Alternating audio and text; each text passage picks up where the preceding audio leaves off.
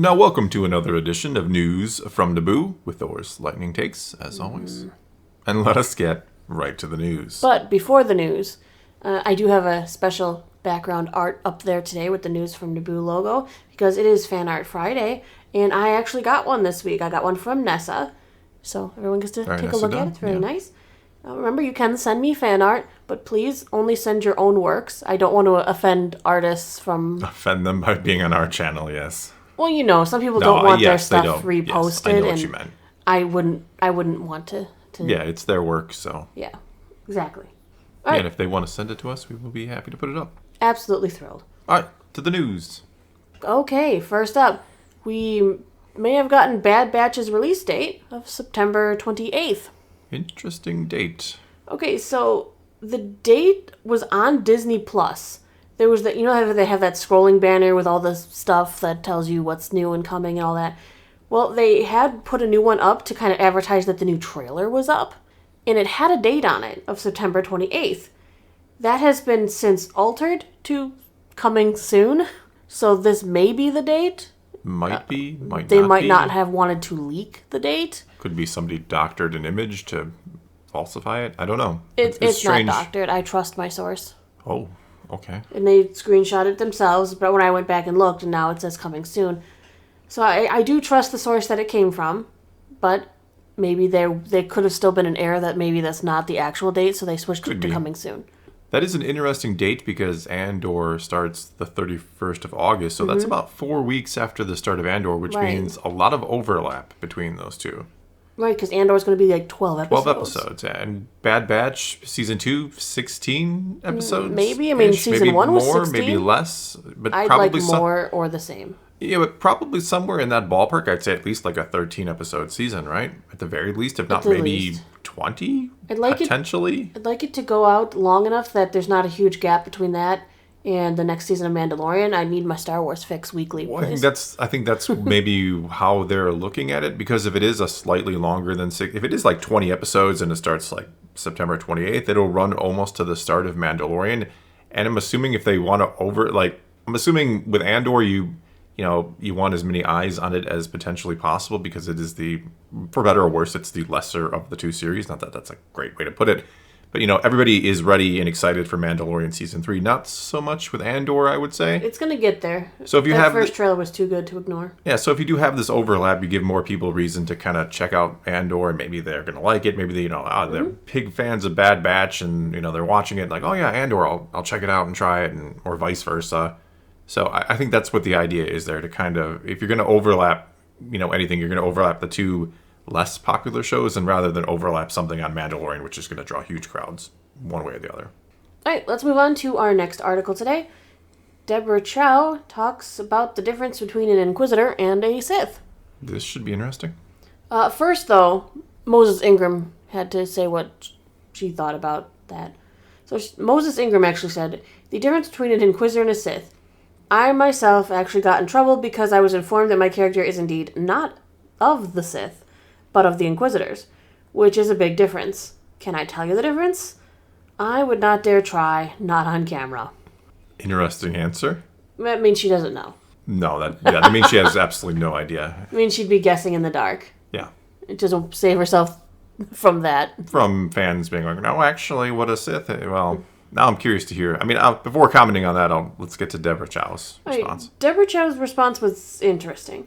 So here's Deborah Chow, what she had to say. Well, the Sith, there's the rule of 2, so it's not an open membership on that one. What's interesting about the Inquisitors is that they're all individuals. They're not a monolithic team or an entity. So while they have really interesting backstories, and some of those backstories we've already delved into, and there's so much more I think there to explore, but to me, they all had different reasons for why they turned, and they're all very powerful, so it's like a collection of individuals, which I think makes the Inquisitors so interesting. Well, the Sith aren't exactly a monolithic team. I mean, if you listen to Lucas, which is what I tend to defer to always, like, the Sith are always trying to kill each other. Mm-hmm. The Master's always trying to kill the apprentice. If he is getting too strong, the apprentice is always trying to recruit someone to kill the Master. They're not like a team. The difference between the Sith and the Inquisitors is actually pretty small. It's, they're basically after the same things, right? They all want to be, they're all extremely selfish. They're all, just want to be the one who is, quote unquote, ruling the galaxy or ruling, gets whatever they want.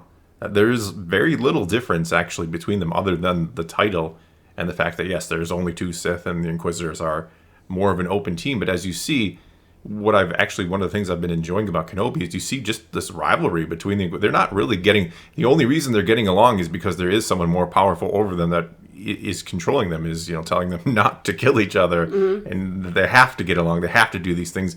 And the reason why they do those things is because they want the power. They're all vying for Vader's attention. They all want to be, to have Vader notice them, to become his apprentice so that they can do what? Go and kill Sidious. And then eventually that Inquisitor thinks, I'm going to be powerful enough to kill Vader and I'll be the Emperor of the galaxy. So there's actually almost no difference between them other than the structure of... Oh, it's almost like they're Sith in training. Yeah, they basically are. They're wannabe Sith. That's all. I mean, that's the best way to describe them. They want the power that comes with being a full Sith. Yeah. And meanwhile, Vader and Sidious aren't going to give them the tools to gain that power. No, that's the problem with the Sith. I mean, if you listen or have read how Lucas describes them, they just can't get along. I know a lot of people, and I'm not saying I hate this idea, but, with the rule of 2 is not this idea, Bane didn't make it because... In Lucas's mind, I don't think Bane made it because he one day thought the Sith would be able to, through generations of training, get to, take over the galaxy. I think in Lucas's mind, the idea behind Bane is there just was no other option. That this is the only way we can function. Mm-hmm. That if there's one and, there's one to, have the power, the other one to covet it, and then you just constantly, through almost default, you're learning more, and the Sith are getting more powerful, more knowledgeable because they're always trying to one-up each other. And this game of one-upping eventually leads to Sidious. I know a lot of people are going to be like, no, I completely disagree with you, Thor. But again, I'm saying this is how I think Lucas, if you read what Lucas says about the Sith, this is how I feel he envisions them. That that the long-term plan was kind of by accident in a way. That it just kind of came about from the way that Bane structured the rule of 2. All right, here's a fun question for you then. Okay. In the Kenobi series, and we're not going to get into any spoilers, which Inquisitor is your favorite that we have seen? We have seen Grand Inquisitor, 5th brother, Reva, 4th sister, and 4th sister. Yeah. 3rd and 4th sister. I think 4th sister looks cool. She hasn't done much. I've actually liked 5th brother. I don't know why. Though he seems a little too obedient. He doesn't seem, he seems really... I don't know. They've all had their pluses and minuses, let's say. Their strengths and their weaknesses in terms of how much I've enjoyed them. Okay, so which one is your favorite? 4th sister, clear, hands down. Because she looks cool? Not just because she looks cool, but she seems like the more mature one of the group. I mean, you get scenes where even Reva and 5th brother are bickering, and she just gets in between, like, let's just go get the job done. Let's just go get the job done. Let's not bicker about who's in charge or whose plan were you. Let's just go get the job done. Yeah. I want her to have more screen time because I think she's cool. She does seem cool. Like I said, there are good and bad things about all of them thus far. We'll say that. But no, I don't think... I think it's almost a trick question to ask what is the difference between Inquisitors and Sith, because there is no difference. They are all just extremely selfish, only thinking of themselves. It's just the structure by which they are either abiding by if you're the Sith or forced into it if you're an Inquisitor wanting to be a Sith. And I know people... The Bane trilogy, I love the Bane trilogy. I love what the EU does with the Sith. But again, I'm just trying to say here, if you read what George Lucas has always said about the Sith, they're just trying to kill each other. They're just all out for themselves. There was no, I don't think in his mind there was no long-term plan to be like, they were working towards this goal of one day one Sith would be the one to conquer the galaxy. No, they all thought they were going to be that Sith. They all wanted to be the one who eventually conquers the galaxy. Again, in the mind of Lucas. All right, let's move on. Taika Waititi's Star Wars movie will film in LA, and Lucasfilm is still shooting for that December 2023 release. Interesting. So there's been a report from Production Weekly that says prep for the untitled Star Wars movie is ramping up. Kennedy recently said that the film would start filming this year for the December release. Production Weekly went on to say the film is set to move forward in a major capacity, though no start window is really clearly defined. But it is mentioned with the likes of Andor Season 2 and Skeleton Crew, which are both expected to start filming in the fall, Andor Season 2 specifically in November. If the shooting for the untitled Star Wars film starts soonish, they could make that deadline. Of course, that's provided that the script is written. It is funny, kind of, that that December 2023 release date was originally the date given to Rogue Squadron, when that got indefinitely pushed back for reasons.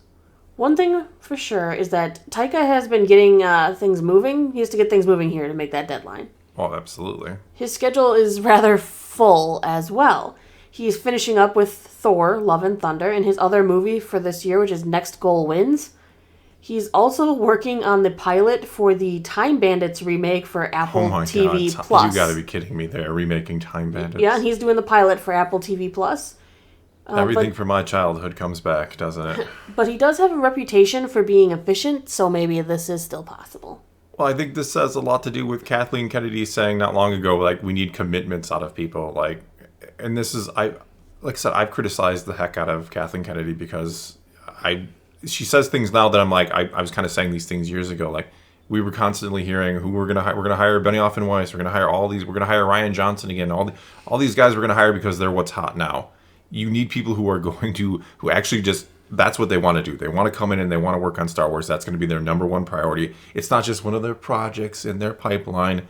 No, you want the people who are going to come in and devote all the time and attention to getting Star Wars done, right? That's, if you have somebody who's like, yeah, I can fit that into my schedule somewhere. Like, why are you hiring these people? It's Star Wars. You are the premier. You are the upper echelon. You shouldn't be, having to bow to them. They should be bowing to you to be in this series. And I know that might sound elitist or whatever you want to call it, but that's the way I look at it. But Star Wars did get a reputation in the sequel trilogy. Yeah, they did. I mean, it did hurt Ryan Johnson's reputation. I mean, whether you liked it or not, there was the giant group that did not like it, and that did kind of ruin his reputation a little bit. With some, sure, but my point is, if you had from day one, before the sequels, instead of like, oh, we're going to get different directors, different writers, just found that one person who has the right vision and who wanted to commit, 5 to 10 years of their life, essentially, to creating the sequel trilogy, like, we might not be in this position right now where everybody looks back at the sequels as, a controversial thing. It might just be a almost universally beloved thing if you had found the right person, the one person